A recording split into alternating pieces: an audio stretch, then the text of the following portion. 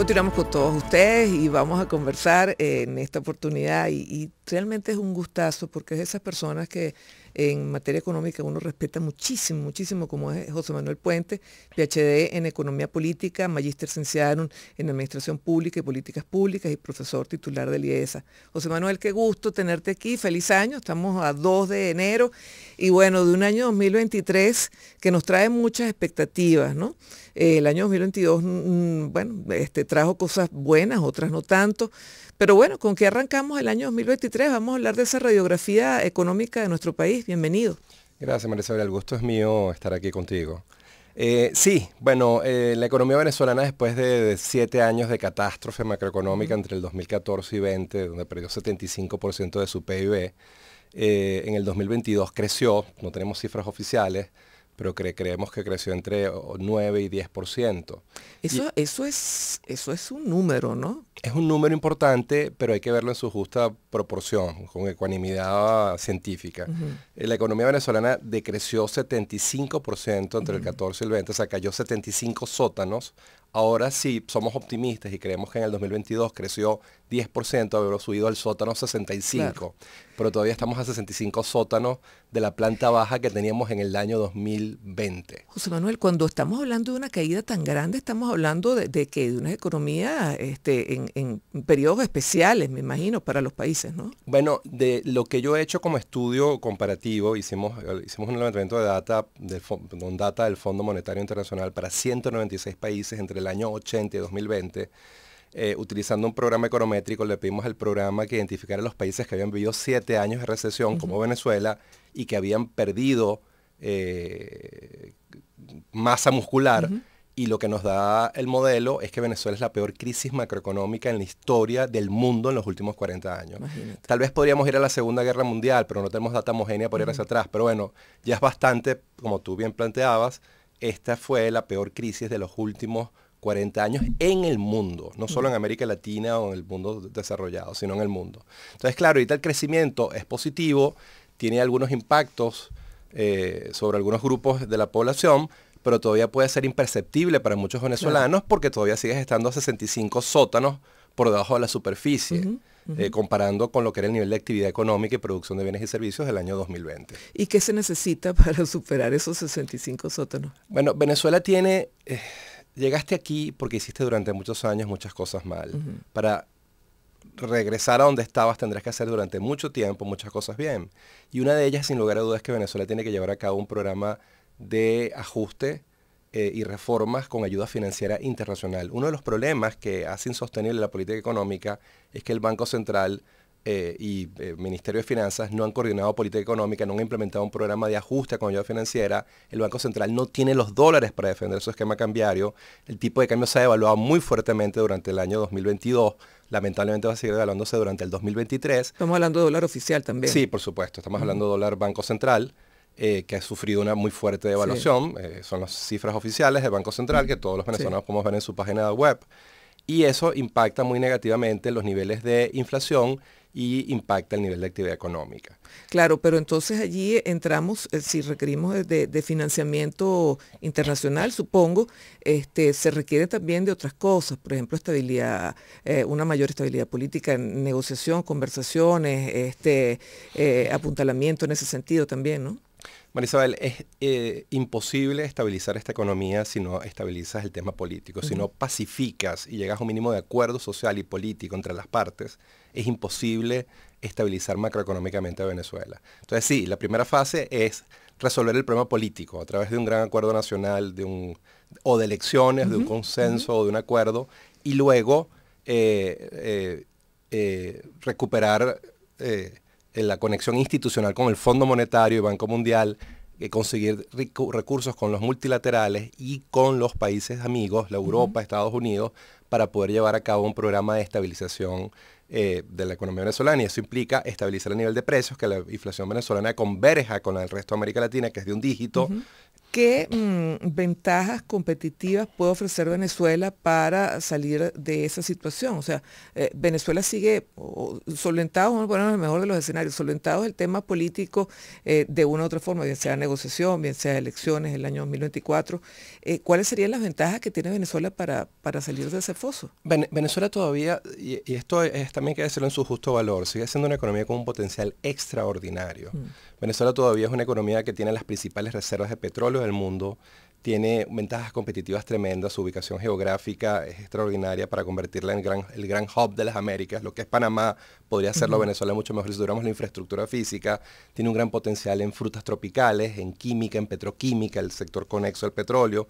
Es decir, el turismo, que es ese petróleo que no se agota, que por ejemplo es el gran motor de la economía española, podría ser también uno de los grandes motores de la economía venezolana. Pero eso requiere de estabilidad política, de grandes inversiones en infraestructuras y de hacer bien las cosas durante mucho tiempo. Pero actualmente, tú que eres un hombre que viaja, que das clases pues, en Oxford, que das clases en España, cuando se habla de Venezuela, se habla con, digamos, con visión de futuro. No mucha gente tiene fe en Venezuela, esa es la verdad. Sin embargo, muchos de nosotros seguimos creyendo que Venezuela tiene futuro, y Venezuela tiene futuro si los venezolanos queremos que tenga futuro, porque potencial le sobra. En la literatura siempre se menciona como que Venezuela está destinada al éxito. El problema es que siempre corre más rápido que el éxito. Ha llegado el momento de parar la carrera y dejarse abrazar por él. Entonces, aunque no mucha gente en el mundo apuesta a Venezuela, porque ha sido un país muy convulsionado en lo social, político y económico en los últimos 20 años, 25 años, yo sigo pensando que Venezuela tiene mucho potencial, pero tenemos que hacer las cosas bien. Eso implica hacerlas bien en lo político, estabilidad política y social, y hacer las reformas que tenemos que hacer. Y por ejemplo, una de las razones por las que la inflación no se ha estabilizado es porque Venezuela oficialmente no ha llevado un programa de estabilización formalmente, no ha implementado política coherente, coordinada, monetaria, fiscal, cambiaria, con ayuda financiera internacional. Claro, pero algo se hizo, y me gustaría tu opinión, algo se hizo para que al menos hayamos subido un poco más en nuestros valores, ¿no? ¿Qué fue aquello que se hizo? Yo creo que hay dos factores claves, más un tercero que es un exógeno. Los internos endógenos son una flexibilización de los controles de precio y la dolarización de facto de la economía. Eso agilizó las transacciones, eso es una realidad. Pero también una gran ayuda fue una variable exógena que fue la guerra Ucrania-Rusia, que hizo que los precios del petróleo subieran como la espuma. En el 2022 llegaron a estar hasta en 90, 96 dólares la cesta venezolana. Y Venezuela recibió en el 2022 más del doble de los ingresos fiscales petroleros y por exportaciones que tenía previstos al principio del 2022. Ese choque con todo petrolero, y sanciones, ¿no? ¿Ah? Con todo y sanciones. Sí, con todo y sanciones. Eso generó un empuje importante para la economía, entonces esa variable exógena fue un factor clave, pero están los otros dos, como el desmontaje de la mayoría de los controles de precios y la dolarización de facto de la economía. Sin embargo, todavía muchos de los desequilibrios que llevaron a Venezuela a ese terrible ciclo entre el 14 y el 20, desequilibrios macroeconómicos, siguen estando presentes, no han sido solucionados. Entonces hay que tomar medidas en materia económica, llevar a cabo un programa de estabilización, buscar ayuda financiera internacional y después ir a una segunda etapa de cambio estructural, lograr diversificar esta economía, como tú decías, aprovechar esas ventajas competitivas que Venezuela tiene, porque con petróleo por sí solo no vamos para ningún lugar. Con petróleo por sí solos no vamos a ningún lugar, pero sí me gustaría ponerle el ojo al petróleo porque, bueno, en este año 2023 tenemos una presencia nuevamente de Chevron, ya sin ciertas o sin algunas pues de los problemas que tenía en relación a actuar en Venezuela. Así que venimos con eso, José Manuel, ya venimos con más aquí en A Tiempo. Continúa aquí con nosotros en A Tiempo, José Manuel Puente, PhD en Economía Política, Magíster Licenciado en Administración Pública y Políticas Públicas, profesor titular de IESA. Ya habíamos dejado pendiente, José Manuel, el tema petrolero. Bueno, muchos apostaban a que el año 2030 ya las nuevas energías iban a suplantar al tema petrolero. Parece que esto se está dilatando en el mundo. Pareciera que todavía hay algunos que hablan de un margen, de una ventana de acción del tema petrolero en el mundo y una ventana de acción para Venezuela también. Sí, seguro. Bueno, el futuro está ahí. Puede dilatarse, puede rezagarse un poco, pero está ahí. Y el mundo postpetrolero está muy cerca. Ya 7 países del mundo entre ellos varios, los escandinavos, Noruega, el primero de ellos, que es un país petrolero, ha decidido que a partir del 2025 no va a producir ningún vehículo impulsado por Qué paradójico, gasolina, ¿no? y País diésel. petrolero. Claro, un país petrolero, pero con visión. pero que piensa como un país no petrolero. Para darte una idea, Noruega tiene el Fondo de Estabilización Macroeconómica más poderoso del mundo. Tiene 1.3 billones de euros ahorrados. Es decir, todo el choque petrolero de los últimos 20 años, ellos se han olvidado del petróleo y lo han ahorrado. Lo han ahorrado para evitar que el petróleo pueda generar las distorsiones que ha generado el petróleo en Nigeria, en Venezuela, en México en el pasado. Entonces lo han ahorrado y ahora están planteando cosas maravillosas con esos ahorros. Por cierto, un fondo de estabilización petrolero que nosotros lo tuvimos en algún momento, ¿no? Lo seguimos teniendo, solamente que el Fondo de Estabilización Macroeconómica venezolano, que Venezuela tiene mucho más petróleo que Noruega, tiene solo 3 millones de dólares ahorrados en este momento, cuando Noruega tiene 1.3 millones. Entonces, claro, Noruega se está planteando reformas muy de fondos, como por ejemplo la reforma de los fondos de pensiones noruegos, que es una de las grandes reformas de política pública que puede llevar a cabo esa sociedad, que cada vez tiene una población mayor, más grande y cada vez menos gente joven que puede contribuir y tienen los recursos para llevar a cabo esas reformas, así como muchas otras. Entonces, un país petrolero como Venezuela que manejara bien su petróleo y que hubiera generado un fondo de estabilización eficiente, que ahorrara y jugara de manera contracíclica, en contra de los ciclos, hubiera hecho las cosas mucho mejores. Venezuela hubiera podido evitar los 7 años de catástrofe entre el 14 y el 20 si hubiera tenido un fondo de estabilización para estabilizar su economía. Pero bueno, el tema es que el petróleo todavía por un tiempo más va a ser una fuente importante de ingresos, tenemos que aprovecharlo y puede ser pensando a las crisis como oportunidades. Es verdad que la transición postpetrolera está ahí, pero por ahora el petróleo sigue teniendo un valor importante y puede ser una palanca tremenda para el desarrollo, para poder apalancar turismo, frutas tropicales, la ubicación geográfica de Venezuela. Entonces utilizar esos extraordinarios ingresos petroleros para potenciar y diversificar la economía venezolana estos años que le queden todavía de vida al petróleo. Bueno, por lo pronto vamos a ver qué pasa en la mesa de negociación, qué pasa a futuro, el año que viene, año electoral, X. Pero por lo pronto lo que sí tenemos seguro es Chevron, ¿no? Sí. ¿Qué implica eso? No, Chevron es bueno, es un paso adelante, es positivo. Pero también tenemos que recordar qué es lo que ha pasado con el sector petrolero. Venezuela es el país con las principales reservas de petróleo del mundo, pero es un país que no produce casi petróleo. Venezuela en el año 98 producía 3.2 millones de barriles y en este momento, en el mejor de los casos, puede estar produciendo 700.000 barriles. Chevron tal vez puede incorporar en un año, 2 años, 100.000 barriles más, pero todavía sigue siendo el 25% del petróleo que producíamos en el año 98. O sea, todavía queda un camino muy amplio que atravesar y hacen falta inversiones importantes en el área petrolera para poder recuperar la capacidad de producción y aprovechar los años que le puedan quedar de vida al petróleo.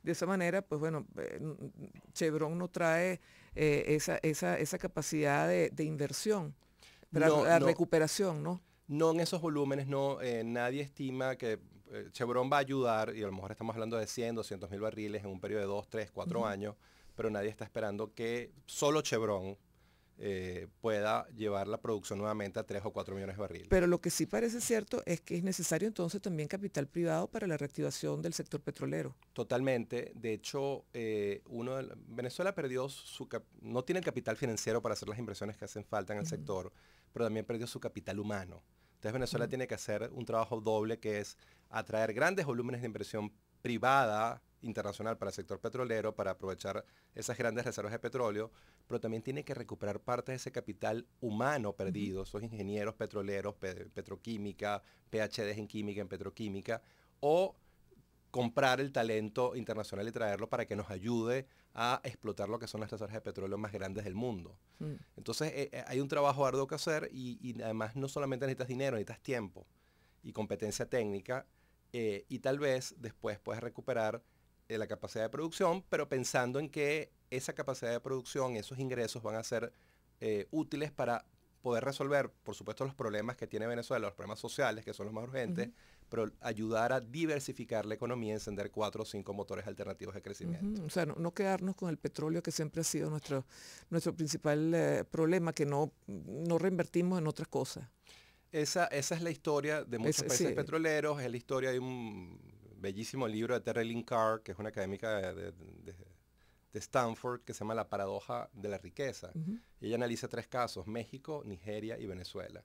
Sí, 3 países que viven la paradoja de la riqueza, que se quedaron solo con petróleo, sobre todo Nigeria y Venezuela, y el petróleo por sí solo no te logra generar estabilidad, bienestar y equidad para toda tu población. Tienes que lograr diversificar la economía como lo hicieron los noruegos. Estos nuevos tiempos además son retadores, cuando digo nuevos tiempos globales. Uno siente que hay un mundo que ya está pensando en robótica, que está pensando en otro tipo de empleos, que está pensando en otra dinámica económica y pareciera que nuestros países se han quedado anclados en los mismos esquemas, ¿no? Sí, hay que dejar atrás las discusiones pedestres y pensar en el siglo XXI. Sí. Y lo que uno ve en países como Noruega, en los países escandinavos, por ejemplo, es que están pensando en un mundo diferente.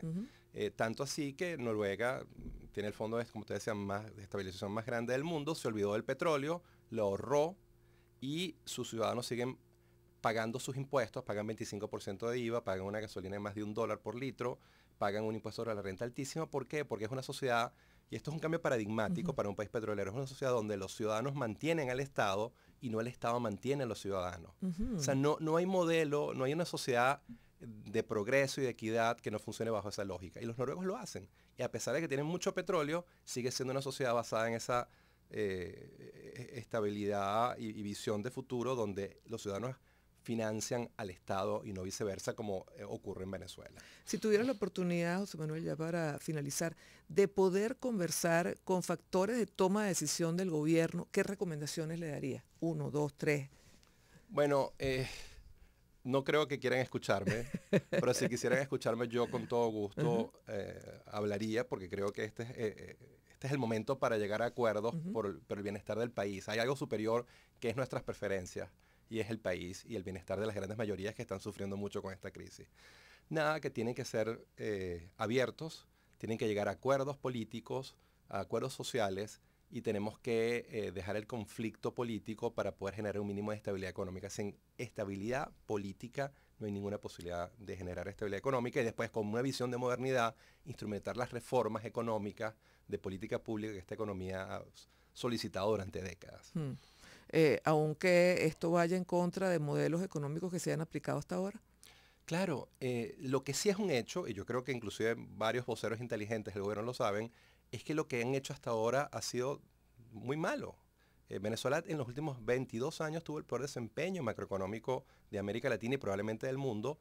Los 7 años de recesión más aguda que ha vivido el mundo en los últimos 40, 50 años. Es evidente que el modelo no funcionó. Hay que cambiar. De hecho, creo que estas pequeñas reformas de la modificación, la eliminación de los controles de precios y la dolarización de facto de la economía es parte de darse cuenta que no funcionaba. Entonces sí, aceptar que te equivocaste, aceptar que lo hiciste mal, que lo tienes que hacer diferente y tomar un camino diferente en términos de política económica y en términos de política. Bueno, José Manuel, muchísimas gracias por estar aquí con nosotros, darnos tu visión. Tenemos tiempo sin conversar y siempre es importante por tener tu comentario, tu referente. Bueno, amigos, nueva pausa, ya venimos. Gracias a ti.